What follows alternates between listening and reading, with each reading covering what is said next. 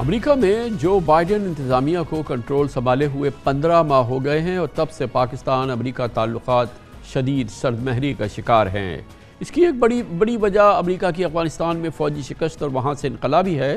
اس کے ساتھ پچھلی حکومت کے امریکی مخالف سخت رویے نے بھی معاملات کے بگاڑ میں کردار ادا کیا، لیکن حکومت کی تبدیلی کے بعد اب پاکستان امریکہ تعلقات میں بہتری کی امید پیدا ہوئی ہے۔ 2 روز قبل امریکی وزیر خارجہ اینٹونی بلنکن نے شہباز شریف کو وزیر اعظم بننے پر مبارکباد پیش کی اور بیان میں کہا کہ امریکہ پاکستان کے ساتھ تعلقات کو قدر کی نگاہ سے دیکھتا ہے اور مشترکہ تعاون کو آگے بڑھانے کا خواہش مند ہے۔ ان کا کہنا تھا کہ جمہوری اور مضبوط پاکستان دونوں ممالک کے مفاد میں ہے۔ کل امریکی محکمہ خارجہ کے ترجمان نیڈ پرائس نے بھی کہا کہ امریکہ وزیر اعظم شہباز شریف اور ان کی حکومت کے ساتھ مل کر پاکستان اور خطے میں امن اور خوشحالی کے فروغ کے لیے کام کا منتظر ہے۔ اس سے قبل شہباز شریف نے وزیر اعظم منتخب ہونے کے بعد قومی اسمبلی میں اپنی پہلی تقریر میں کہا تھا کہ پاکستان اور امریکہ کے تعلقات تاریخی ہیں، ان میں نشیب و فراز آئے، یہ تعلقات بہتر ہمیں کرنے ہوں گے۔ امریکہ کے ساتھ پاکستان کے تعلقات تاریخی ہیں، اس میں اتار چڑھاؤ آتے رہے، اس میں کوئی شک نہیں۔ کبھی کوئی ایسا موقع تھا جب کہ تعلقات بہت اچھے تھے، کبھی ایسا موقع تھا جب تعلقات کنفیوژن کی نظر ہو گئے، اختلافات ہوئے، لیکن کیا اس کا مطلب یہ ہے کہ ہم تعلقات بگاڑ لیں؟ میں سمجھتا ہوں کہ نہیں۔ ہمیں برابری کی سطح پر، برابری کی سطح پر ہمیں امریکہ سے اپنے تعلقات استوار کرنے ہوں گے، اور امریکہ بھی پاکستان کی ایکسپورٹ جو ہیں ان بلینز آف ڈالرز ہیں۔ تو میں سمجھتا ہوں کہ آج کی ڈپلومیسی جو ہے it is dependent upon your economic strength. تو اگر ہماری اکنامک اسٹرینتھ نہیں ہوگی تو ہماری یہ ڈپلومیسی جو ہے وہ کسی کام کی نہیں ہوگی۔ اس لیے جناب اسپیکر، ہمیں اس بات کا بڑا خیال رکھنا چاہیے۔ اسی ماہ army chief general Qamar Javed Bajwa نے بھی سیکیورٹی ڈائیلاگ کی تقریب سے خطاب کرتے ہوئے کہا تھا کہ ہم امریکہ سے بہتر تعلقات چاہتے ہیں۔ امریکہ پاکستان کی سب سے بڑی ایکسپورٹ مارکیٹ ہے۔ ان کا کہنا تھا کہ امریکہ کے ساتھ بہترین تعلقات کی طویل تاریخ ہے۔ دیکھا جائے تو کئی دہائیوں سے امریکہ تجارت، ماحولیات، تعلیم اور صحت و ثقافت کے شعبوں میں پاکستان کو معاونت فراہم کرتا آیا ہے۔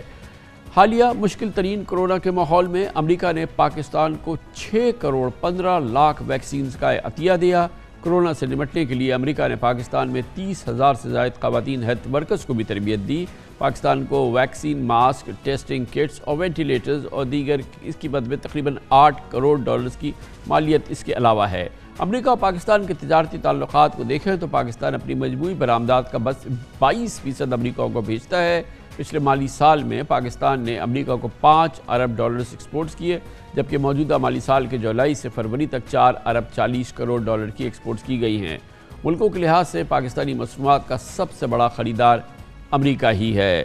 امریکہ پاکستان تعلقات میں بہتری کی گنجائش اور کتنی تڑپ ہے، خواہش ہے، دونوں طرف اس پر بات کرتے ہیں۔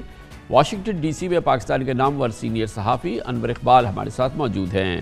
بہت بہت شکریہ انور اقبال صاحب۔ یہ بتائیے گا کہ جو 15 مہینے سے ہم بائیڈن انتظامیہ کے ساتھ پاکستان کے 2 طرفہ تعلقات کی کیفیت دیکھ رہے ہیں، اس میں بہتری کی کیا گنجائش ہے؟ کیا مسئلہ صرف عمران خان کی ذات تھا یا یہ کہ ایک وسیع معاملات ہیں اور یہ جو اختلافات ہیں، جو تحفظات ہیں امریکہ کی جانب سے یا پاکستان کی جانب سے، یہ ایک وسیع ان کی فہرست ہے یا صرف عمران خان کی شخصیت تھی، ان کے جانے سے حالات میں بہتری آئے گی؟ بہت بہت شکریہ کامران خان صاحب۔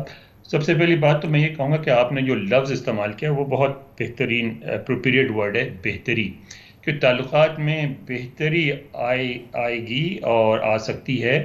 اس وقت پچھلے جیسے تعلقات ہونے کی امید بہت کم ہے۔ اس کی وجہ یہ ہے کہ اس وقت جو دونوں ممالک کے اہداف ہیں ان میں ذرا فرق ہے۔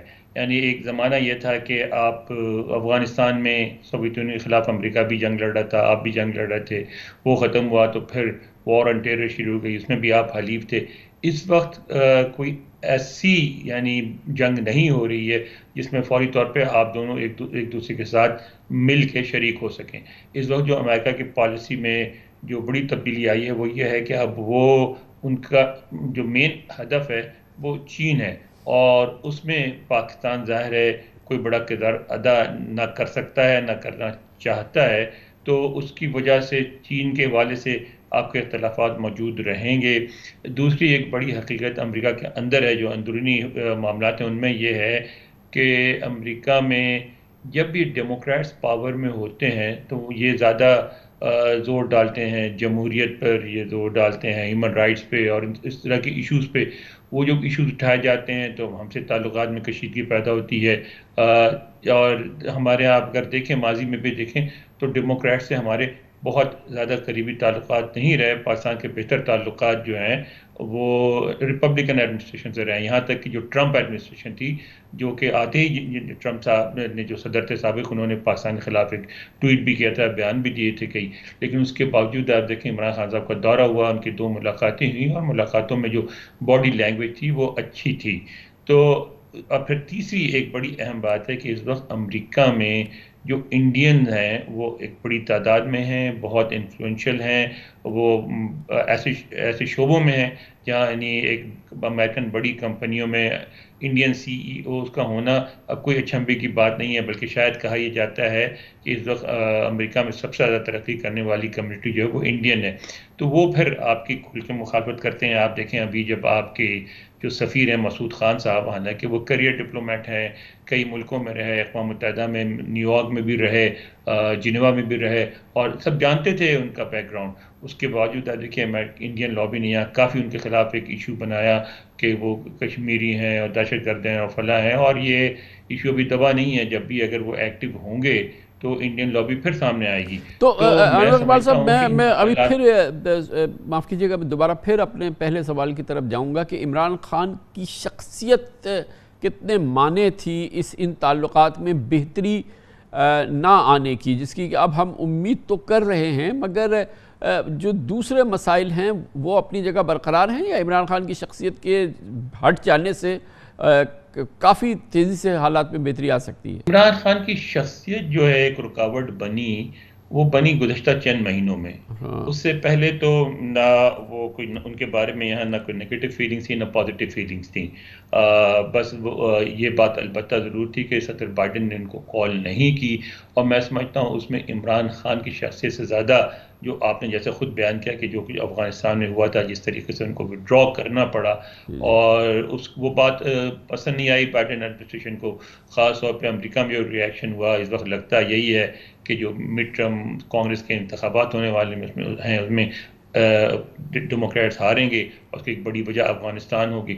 لیکن آخری چند مہینوں میں ان کی جو دور حکومت میں عمران خان کی شخصیت بالکل ایک اہم حصہ تھی جو بیڈ فیلنگز کی، کیونکہ عمران خان صاحب نے میں سمجھتا ہوں کہ غلط طور پہ ایک ایسے ایشو کو اٹھایا جو ایشو نہیں تھا. یعنی ڈپلومیٹک کیبلز جو ہوتے ہیں وہ ان کو کبھی پبلک ڈیبیٹ میں نہیں لایا جاتا، اور اس طرح کی جو میٹنگز ہوتی ہیں، اس طرح کی جو میٹنگز کبھی ڈنر پہ یا لنچ پہ ہوں یا پرائیویٹ کسی جگہ پہ ہوں، ان میٹنگز کا مقصد یہی ہوتا ہے کہ دونوں جو سائڈز ہیں وہ کھل کے بات کریں، کیونکہ وہ جو گفتگو ہوتی ہے وہ آفیشیل اسٹیٹمنٹ نہیں سمجھا جاتا، ایک انڈیویجول کے خیالات سمجھے جاتے ہیں. تو اس موقع گرچہ وہ انڈیویجول کے خیالات نہیں ہوتے، لیکن کیونکہ ان کی کوئی آفیشیل حیثیت نہیں ہوتی ہے تو دونوں سائڈز اپنے خیالات کا کھل کے اظہار کرتے ہیں تاکہ دونوں کو کنوے بھی ہو جائے اور اس کا کوئی رد عمل بھی نہ ہو. اور جب آپ ایسی ایک چیز کو پبلک میں لے آتے ہیں تو اس کو بہت شدت سے محسوس کیا جاتا ہے. یہاں صرف یعنی امریکی حلقوں میں نہیں، میں دوسرے ڈپلومیٹک فنکشن میں بھی جاتا ہوں اور وہاں بھی میں نے دیکھا کہ لوگوں نے پوچھا مجھ سے کہ یہ تمہارے وزیر اعظم نے کیا کیا، یہ کیسا سلسلہ، یہ تو ڈپلومیسی آپ کی جو اپنی ایمبیسی کا نقصان کریں گے، ایمبیسی آپ کی لسننگ پوسٹ ہوتی ہے، وہاں سے سارا کمیونیکیشن بند ہو جائے گا، یہ ایسا تو کبھی نہیں کرتے. تو میرا خیال ہے اس کا بہت بڑا نقصان پہنچا، اور ان کے جانے سے اس محاذ پہ کم از کم بہتری آئے گی. بہت شکریہ انور اقبال صاحب ہمارے ساتھ واشنگٹن ڈی سی سے موجود تھے.